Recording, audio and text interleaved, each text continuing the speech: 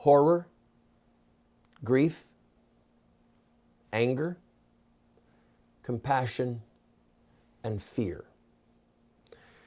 Each of those responses are legitimate, not only legitimate, but required if we're going to have a morally appropriate reaction to some of the things that we are about to discuss. In 1492, Columbus sailed the ocean blue. Well, almost 40 years before that, in 1453, Constantinople was sacked by the Muslims. Now again, look at this map. Muslims had taken North Africa. They made it into Spain and controlled Spain for about 3 centuries. They overran Persia within the first 100 years after Muhammad's death. They made it literally into modern-day India and China.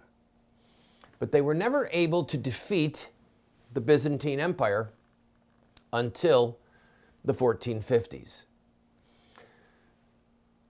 When they took the city, it was, first of all, the city was considered impregnable.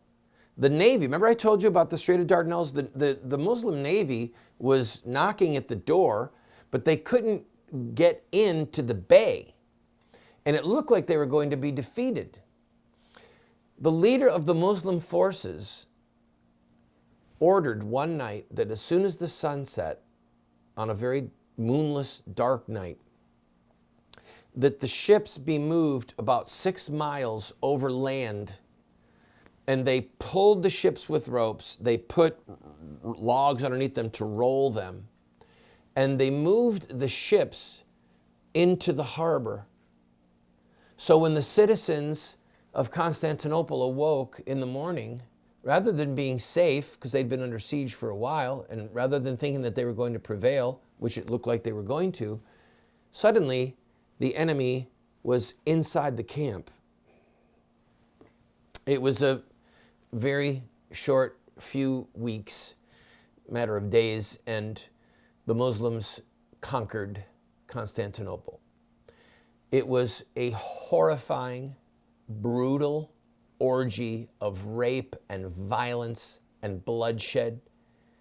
Young girls, young boys, they rode into Hagia Sophia with their war horses, and they slaughtered everyone on the inside.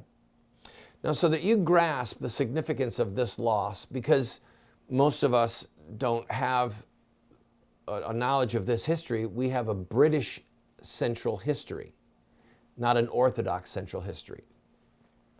In the mid-500s, the Emperor Justinian, he built Hagia Sophia. And when it was all done, he said, "O Solomon, I have outdone you."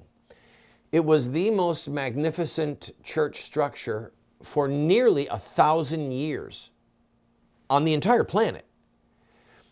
Look at this underground cistern. They call it the Basilica Cistern now. There are 2.8 million cubic feet of water.